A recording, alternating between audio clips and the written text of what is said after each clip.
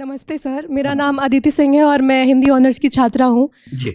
मेरा सवाल आपसे ये है कि अगर आपको भारत का एजुकेशन मिनिस्टर बनने का अवसर मिले तो आप हिंदी को लेकर कौन से नए बदलाव करना चाहेंगे या कौन सी नई पॉलिसीज़ को इंट्रोड्यूस करना चाहेंगे?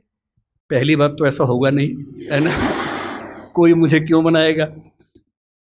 लेकिन अगर मैं इस हाइपोथेटिकल सिचुएशन में चला ही जाऊं कि मैं भारत का शिक्षा मंत्री बन जाऊं, इसमें एक समस्या ये है कि भारत में शिक्षा समवर्ती सूची का विषय है।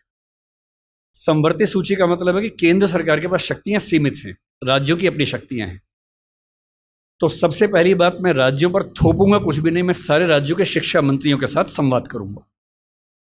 मैं उन सबको प्रेरित करूंगा, समझाऊंगा।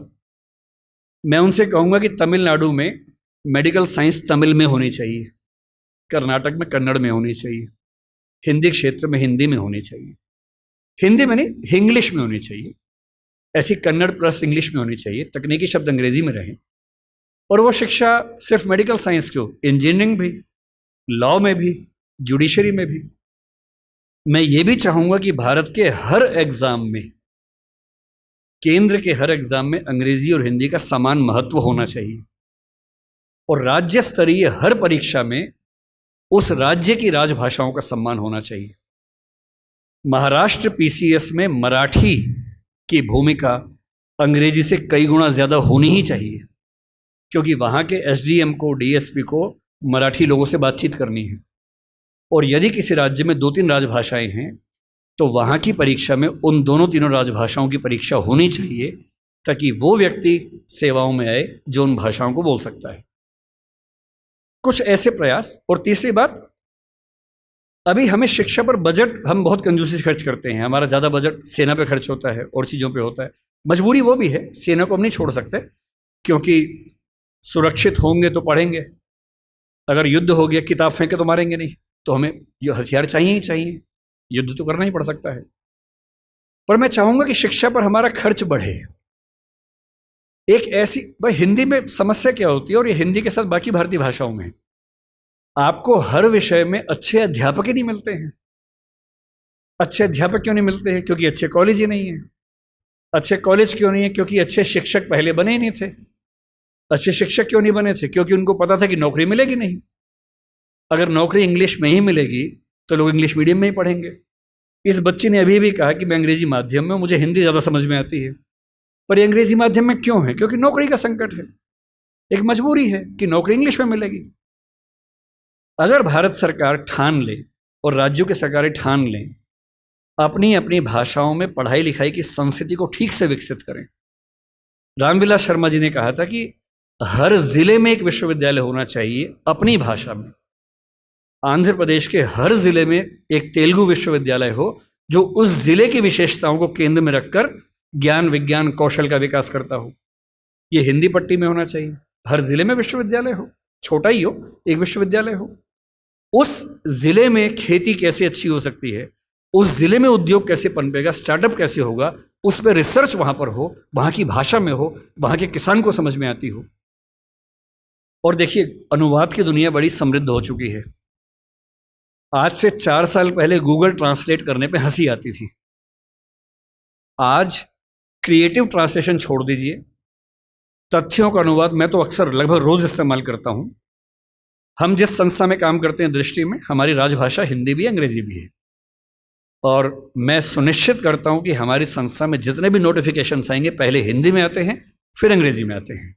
मैं खुद बनाता हूं, दोनों भाषाओं में बनाता हूं। पहले हिंदी में, गूगल ट्रांसलेट पे जाता हूं, 1 सेकंड में अनुवाद हो जाता है। फिर उसको चेक करता हूं। आश्चर्य आपको होगा कि पहले 40-50% सही होता था, आजकल 95-97% सही होता है। मुश्किल से 2 साल रुक जाइए, यह मामला 100% का होने वाला है। जिस दिन 100% का हो गया, उस दिन हिंदी वालों का यह बहाना खत्म हो जाएगा कि हिंदी में कंटेंट नहीं है। आपको अंग्रेजी का जो अखबार पढ़ना है, आज से 2 साल बाद पता क्या होगा?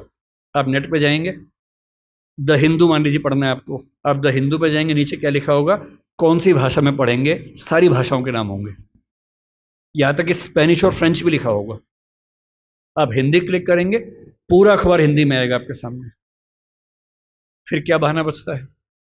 दुनिया की जो भी किताब पढ़नी है, एक टैबलेट आपके पास होगा या बुक रीडर होगा, दुनिया की जो किताब पढ़नी हो अपनी भाषा में आप पढ़ेंगे और अनुवाद की समस्या रत्ती भर नहीं होगी। मुश्किल से 5 से 10 साल के बाद ऐसी डिवाइसेस आ जाएंगी, ईयरफोन लगा होगा आपके कान में, आप जैसे मैं भी जब विदेश में जाता हूँ, जहाँ अंग्रेजी चलती है वहाँ दिक्कत नहीं आती।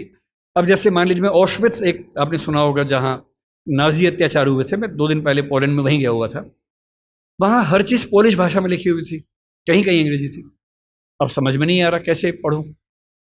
गूगल ट्रांसलेट पे जाके कैमरा ऑन करना है, लैंग्वेज में आपने कर दिया पॉलिश टू इंग्लिश, आप कैमरा जहाँ जहाँ ले जा रहे हैं पॉलिश इंग्लिश में कन्वर्ट होकर दिख रही है आपको, कोई समस्या ही नहीं है। वो सारी पॉलिश लिखी है, मैं सारा अंग्रेजी में पढ़ रहा हूँ, कहीं कहीं हिंदी में पढ़ रहा हूँ, सब कुछ हो चुका है। मुश्किल से 2-3 साल बाद क्या होगा, ऐसे हेडफोन्स और माइक आ जाएंगे, आप अपने कंप्यूटर से या फ़ोन से कनेक्टेड हैं, एक पॉलिश व्यक्ति या मान लीजिए डच व्यक्ति आपसे बात कर रहा है, नीदरलैंड्स का, उसको केवल डच आती है, मुझे केवल हिंदी आती है। मैंने अपने फ़ोन में डच से हिंदी सेट कर दिया, उसने अपने फ़ोन में हिंदी से डच सेट कर दिया, वो डच बोल रहा है, मेरे हेडफोन में जो माइक है वो उसको सुन रहा है, कंप्यूटर कनेक्टेड है, फ़ोन कनेक्टेड है, मेरा फ़ोन तुरंत उसको हिंदी में कन्वर्ट करके मुझे हिंदी में सुना रहा है। मैं हिंदी बोल रहा हूँ, उसे डच में सुन रहा है। और ये मैक्सिमम अगले 5 साल का मामला है। 5 साल बाद बेबीलोन की मीनार बन जाएगी। 5 साल बाद आप दुनिया की किसी भी भाषा के साहित्य को, साहित्य में थोड़ी दिक्कत आ सकती है, ज्ञान विज्ञान की बात कर लेते हैं, किसी भी भाषा के ज्ञान विज्ञान को आसानी से पढ़ सकेंगे। अगर मैं शिक्षा मंत्री बन गया, जो कि मैं नहीं बनूंगा, मैं जानता हूं, क्योंकि लोग क्लिप काट के चलाएंगे कि देखो बनना चाह रहा है ना। अगर ऐसा कभी हुआ तो मैं सुनिश्चित करूंगा भारत के हर विश्वविद्यालय में हर ज्ञान की चीज हर भाषा में उपलब्ध हो। और 20-25 साल लगेंगे, जिस दिन हिंदी, मराठी, तमिल बच्चों को समझ में आ गया कि उनकी भाषाओं में भविष्य है, वो अपनी भाषाओं में पढ़ के आग लगा देंगे, ऐसी ऐसी रिसर्च करेंगे अभी हम कल्पना नहीं कर सकते हैं। और जिस दिन सारी भाषाओं में आत्मसम्मान का भाव आ गया, रिसर्च होने लगी, पढ़ाई होने लगी, उसके बाद आप देखिए फिर क्या होता है। क्यों आपको उच्च अध्ययन के लिए केवल JNU या अशोका समझ में आता है, जहाँ अंग्रेजी में ही चीज़ें मिल पाती हैं? क्यों ऐसा नहीं होता कि कुछ ऐसे विश्वविद्यालय हों जहाँ हिंदी में इतने स्तर के ज्ञान की बातें होती हों जो दुनिया के बेस्ट यूनिवर्सिटीज़ के लेवल की बातें हैं? क्यों हार्वर्ड जैसा स्ट्रक्चर हिंदी में नहीं बन सकता, येल नहीं बन सकता? एकदम बन सकता है।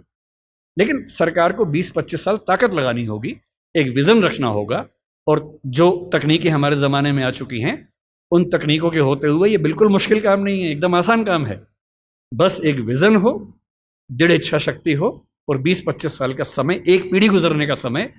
आप ऐसे चेंजेस 2 दिन में नहीं कर सकते, एक पीढ़ी लगती है, और हर पीढ़ी के साथ वो चेंजेस आपको नजर आते हैं। मैं ये करूँगा।